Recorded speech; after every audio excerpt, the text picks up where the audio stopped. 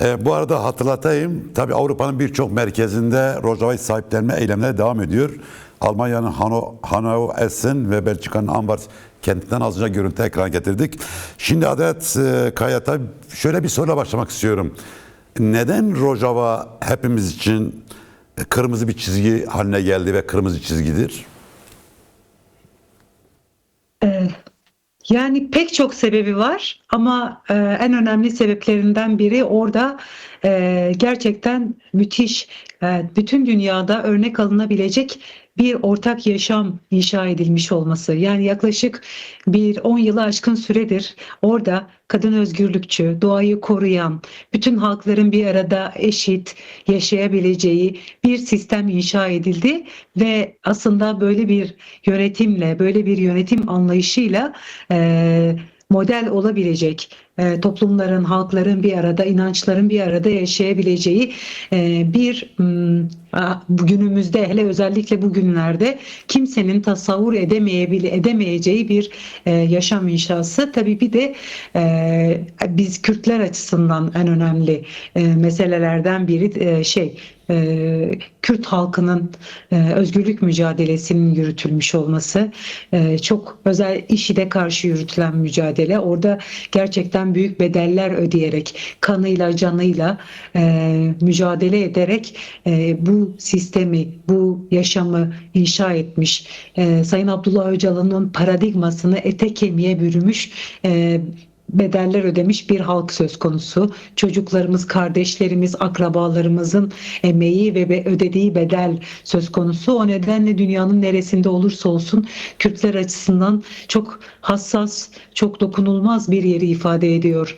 Rojava ve Rojava devrimi ve Rojava'da inşa edilmiş, kazanılmış her şey. O nedenle çok kıymetli. Sizin de belirttiğiniz gibi dünyanın her yerinde, Kanada'ya kadar, Avustralya'ya kadar Kürtler ayağa kalktılar ve Rojava devrimini savundular. Yani Kürdistan kentlerini zaten saymıyorum. Gerçekten 6 Ocak'tan beri bütün Kürt kentleri, bütün Kürtler ayaktalar ve bunu savunmak için, bunu sahiplenmek için büyük bir mücadele, büyük bir direniş sergiliyorlar. Çok anlamlı, çok kıymetli ve bu da tabii ulusal birlik bilincini de yükselten bir başka anlam kazandı. Buna da tutunuyor Kürt halkı. Bu da çok kıymetli.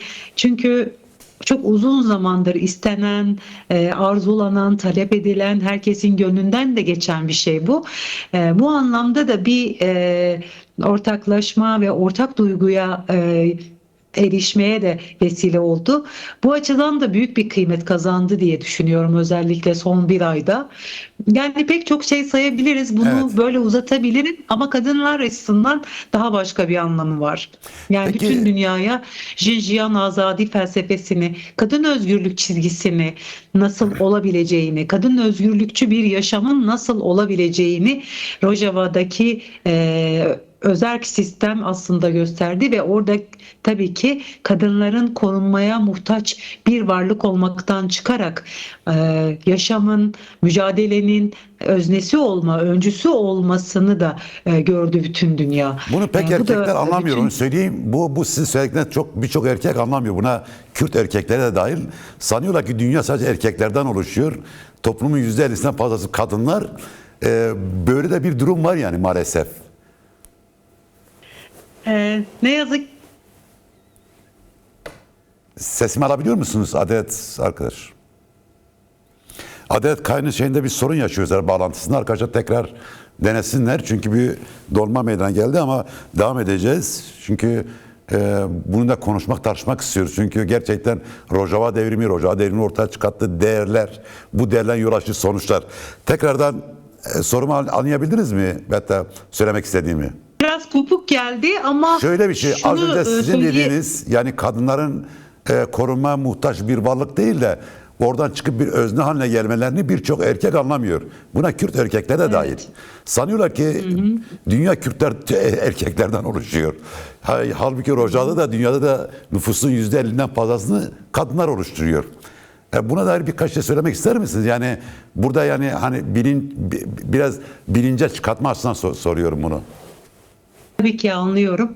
Evet, yani savaş denince, mücadele denince, barış denince ya da siyaset denince pek çok hala dünyanın pek çok yerinde ve hala dünyayı yöneten bütün iktidarlar açısından erkekler akla geliyor. Ya bu dünyada hala çok yaygın bir anlayış ve ne yazık ki bütün sistemler bunun üzerine kurulu. Bu çok sistematik bir şekilde gelişiyor ve çok sistematik bir şekilde de işliyor. Yani dünya sistemleri, siyaset sistemleri bu böyle kurgulanmış. Bir binlerce yıllık bir birikimle gelişmiş bu. Ama Kürt kadınları, Kürt kadın özgürlük mücadelesi gerçekten bütün dünyaya kadınların savaşta, mücadelede, yaşamı kurarken ya hayatın her alanında özne ve öncü olabileceğini gösterdiler. Özellikle de tabii mücadele açısından söylüyorum bunu.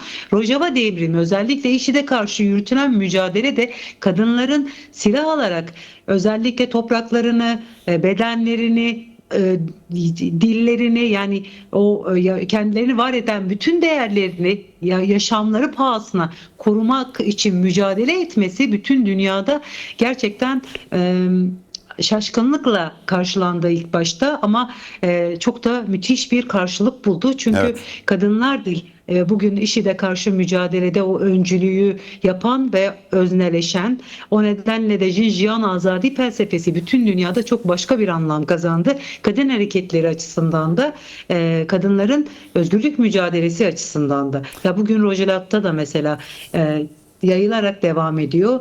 Yine aynı şekilde şekillenen, büyüyen bir devrimsel bir mücadele var. Bir serheldan var. Bu da yine kadın öncülüğünde gerçekleşiyor ve bütün dünyada bunu aslında takdirle ve büyük bir şeyle izliyor. Nasıl diyelim? Hayranlıkla izliyor. Özellikle de dünyadaki diğer kadınlar. Yani Evet. düşünün ki hala dünyada eşit işe, eşit ücret için mücadele eden kadınlar var. Yani böyle bir dünya sisteminden bahsediyoruz, ama Rojava'da kadınlar bunun için yaşamın öznesi oldular ve mücadelenin öznesi oldular. Yaşamları pahasına ve bu uğurda şehit düştüler. Yani bu çok anlamlı. Bu özgürlük mücadelesine başka bir anlam, başka bir felsefe getirdi. Tabii ki bu sizin söylediğiniz küresel vicdanın harekete geçmesinde çok itici bir role sahip. Şimdi oradan şuna gelmek istiyorum. Az önceki soruya dönmek istiyorum tekrardan.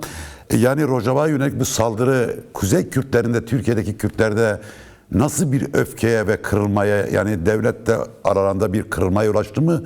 Burada bir öfke birikimi mi oluştu yoksa? Elbette çok öfke oluştu. Yani hala da oradaki mutabakat imzalanmış olmasına rağmen somut neler gerçekleşecek diye halk büyük bir dikkatle izliyor. Çünkü biliyoruz ki imzalanan bir anlaşma var ama hala hukuki bir zemine dayanmış değil. Yani orada anayasal bir sistem hala yok. Yani bu geçici yani geçicinin altını çizerek söylemek istiyorum.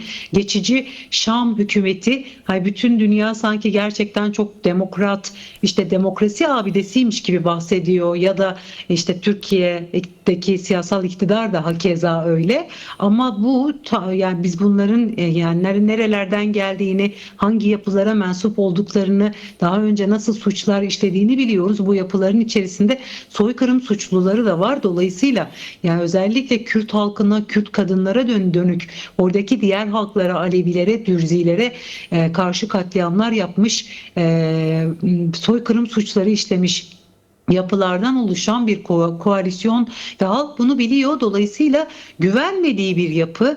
Hani bütün dünya böyle demokrasi abidesi gibi görse ve bahsetse de yapılan anlaşma da hala hukuksal bir zemine kavuşmuş değil. O nedenle tabii kırılgan bir yapısı var hala oradaki bu yapının. Dolayısıyla güven de duymuyor. Büyük bir dikkatle izliyor. Büyük bir öfkeyle izliyor. Özellikle bölgedeki ulus devletlerin, yani Türkiye ve diğer ulus devletler ve küresel güçlerin Kürtleri bu kadar yıllık mücadeleden sonra yalnız bırakmasına çok tepkililer, çok öfkeliler. Bir de tabii biz Türkiye'de yaşayan Kürtler olarak, yani buradaki halklar, Kürt halkı şöyle düşünüyor. Yani milyonlarca yurttaşı olarak olan bir ülkede yaşıyoruz ve bu ülkenin siyasal iktidarı hala sınırın hemen ötesindeki kardeşimi, akrabamı düşman olarak görüyor ve böyle bir politika ortaya koyuyor ki biz zaten bu son süreçte yaşanan pek çok şeyin bir tarafında, destekleyen tarafında, hatta ön açan tarafında Türkiye'nin olduğunu biliyoruz. Evet. Bunu zaten bütün dünya biliyor, halk da biliyor. Dolayısıyla çok öfkeli. Bu nedenle de çok ciddi anlamda iktidara, iktidar mensuplarına ve ortaya konan politikaya karşı öfkeliler. O nedenle hem sokaklarda, meydanlarda, siyaset alanlarında, sivil toplum alanlarında çok ciddi anlamda bir tepki, refleks ve öfke var. Dolayısıyla bu da çok haklı bir öfke. Yani çok meşru, çok haklı, yani ve çok da demokratik, yani barışçıl ve anayasal. Ama ne yazık ki bunun böyle olmasına rağmen çok fazla şiddete, gözaltına, saldırıya da maruz kaldı eylemciler. Bunu da belirtmek gerekiyor. Şimdi İşkenceye tabii varacak şeyler olmuştu. Evet. Şimdi Türkiye tabii sınırın hemen ötesinde Kobani kuşatılmış durumda. Yani batıdan ve doğudan bu HTŞ güçleri, özellikle Türkiye'nin eğittiği ve donattığı Milli Suriye Ordusu edilen gruplar orada ağırlıkta bulunuyor. Diğer kuzeyden ise Türkiye müşterek sınır kapısını bir türlü aşmıyor. Ahmet'ten gelen tırlar da geri döndü. Bugün bir AKP'li çıktı, dedi ki DEM Parti şov yapıyor. Yani bu nasıl bir vicdansızlık? İnsan anlamakta zorluk çekiyor. Ya ben bununla ilgili çok açık konuşmak istiyorum. Şöyle ifade edelim. Şimdi bu 25 tır Diyarbakır halkı tarafından toplanan yardımlar bunlar. Diyarbakır Kent Koruma ve Dayanışma Platformu'nun çağrısıyla ve öncülüğüyle hazırlanmış 25 tırdan bahsediyoruz. Bizden parti olarak bu kampanyanın sadece destekleyicisiyiz. Tabii ki yerel yönetimler var işin bir tarafında, yani belediyeler, yani DEM Parti belediyeleri, ama asıl DEM Parti belediyeleri de bir bileşeni. Yani bunun içerisinde Diyarbakır Barosu var, Diyarbakır Ticaret Odası, Emek Hareketi, diğer sivil toplum örgütleri, kadın örgütleri, gençlik örgütleri, ya bütün yapıların içerisinde olduğu bir koruma platformundan bahsediyoruz ve onun öncülüğünde gerçekleşen bir kampanyadan bahsediyoruz ve halkın kendi dişiyle, emeğiyle, tırnağıyla hazırladığı bir kampanyadan bahsediyoruz. Dolayısıyla bir siyasetçinin kalkıp siz bunu siyasi şov olarak kullandınız demesi gerçekten Diyarbakır halkına da, Diyarbakır sivil toplumuna da hakarettir. Kabul edilemez. Evet, Diyarbakır vekili olarak seçilmiş, ancak Diyarbakır halkının ruhunu, Diyarbakır halkının duygusunu hissetmemiş, düşüncesini anlamamış. Çünkü bu halk politik bir halk. Dolayısıyla Kobani Diyarbakır halkı için gerçekten çok kritik önemde. Bunu bütün dünya biliyor. Ya Kobani önceki 2010'lardaki süreçte de yine Diyarbakır halkı nasıl ayağa kalktıysa, Kobani düştü düşecek dendiğinde, bugün yine aynı duyguyla ayakta ve aynı duyguyla Kobani'nin kuşatma altında olmasını kendine yapılmış olarak hissediyor. Ya 5 çocuk hayatını kaybetti donarak. Daha ne olsun, ne bekliyorlar? Nasıl bir siyasi şovdan bahsedilebilir? Kuşatma altında olan bir kent var.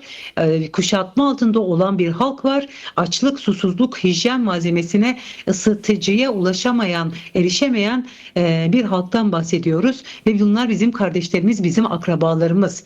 Yani bu kabul edilemez. Bu halkın yüzüne bakabilecekse çıksın Diyarbakır sokaklarında söylesin bunu. Diyarbakır'da salonda gazetecileri toplayarak böyle ahkam kesmek gerçekten çok hadsizce, bu kabul edilemez. Bunu bir kere belirtmek istiyorum.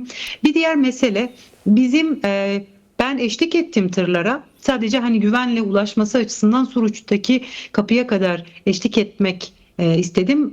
Partimizin de kararıyla, yani genel merkezimizin ve Suruç gişelerinde durdurulduk. Bizi ısrarla Öncü Pınar'a ve Çoban Bey kapılarına yönlendirmek istediler. Yolları kapattılar. Yani ya Antep'e gidin diyor ya da hiç gitmeyin. Yani Diyarbakır yolunu da kapatmış. Neyse, orada biz tartışarak Diyarbakır'a geri döneceğiz dedik ama gittik, tesiste bekledik. 4 gün orada bekletildi bu tırlar, yardım tırları. Ve bunun sonucunda da yapılan müzakerelerle vesaire bir şekilde şu anda Diyarbakır'a geri dönmek zorunda kaldırlar ve burada bekliyorlar. Ama biz ısrarımızı da Diyarbakır Sivil Toplum Örgütleri ve Kent Koruma Dayanışma Platformu da bu yardımları oraya ulaştırma ısrarından vazgeçmedi. Hala yardımlar toplanıyor. Çünkü biz Kobani'ye doğrudan yardım ulaştırmak istiyoruz. Güvenli bir şekilde, güvenli ellerle ulaştırmak istiyoruz. Ya bunun sebebi şu, mesela biliyoruz ki 17 tır Barzani Vakfı'na ait 17 tır Smelka kapısında bekletiliyor sınırı geçmiş olmasına rağmen. Yani bizim Kızılay'ın, AFAD'ın giremediği, güvenli olmadığını düşündüğü için giremediği bölgelere HTŞ'ye teslim etmemizi istiyorlar. Zaten bu ablukanın, bu kuşatmanın sebebi bu Evet. yapı. Dolayısıyla halk kendi topladığı bu yardımların oraya teslim edilmesini istemiyor. Güven de duymuyor. Yani dolayısıyla biz ısrarla Mürşit Pınar'ın açılmasını istiyoruz. Yani sadece ben istemiyorum, DEM Parti istemiyor, Diyarbakır halkı istiyor, Diyarbakır sivil toplumu istiyor, Diyarbakır'ın bütün yapıları istiyor. Dolayısıyla böyle aymazca açıklamalar gerçekten bu halkı anlamadığını, o duyguyu hissetmediğini gösterir ki kabul edilemez, zaten bence utanç vericidir. Halk da zaten bu durumdan utanç duyuyor. Diyarbakır Spor, Ahmet Spor'a yönelik de bir takım iddialar ve suçlamalarda bulunmuş. İşte siyasete alet oluyor gibi. Mesela bu Ahmetspor taraftarına yapılmış bir hakaret. Yani Diyarbakır halkı, Diyarbakır Ahmetspor taraftarı politik bir taraftar. Ve buradaki her toplumsal meselenin politik yönünü sezebilen ferasete sahip. Yani böyle bir taraftara sen siyasete alet oluyorsun dersen gerçekten, yani hani burada söz bulamıyorum. Evet. Ne denir bilmiyorum. Gerçekten hadsizlik, haksızlık, hakaret etmek bu. Kabul edilemez. Çünkü Ahmetspor taraftarı her toplumsal olaya duyarlı, bilinçli, politik, kadın cinayetlerinden tutun, yoksulluğa, ekonomiden tutun, Kürt ırkçılığa kadar, Kürtlere yapılan saldırılara kadar her konuda refleksleri çok gelişmiş bir taraftar grubudur. Bu onlara yapılmış bir hakarettir.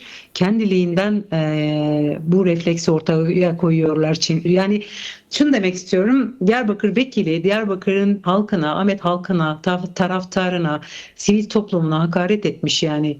Bunun başka Evet. bir açıklaması yok. Özür dilemesi gerekir diye düşünüyorum. Evet. Çok teşekkürler DEM Parti Ahmet Milletvekili Adalet Kaya, programa katıldığın görüşlerimizi paylaştın. Çok sağ olun. Çok var olun. Ben teşekkür ediyorum. Sağ olun.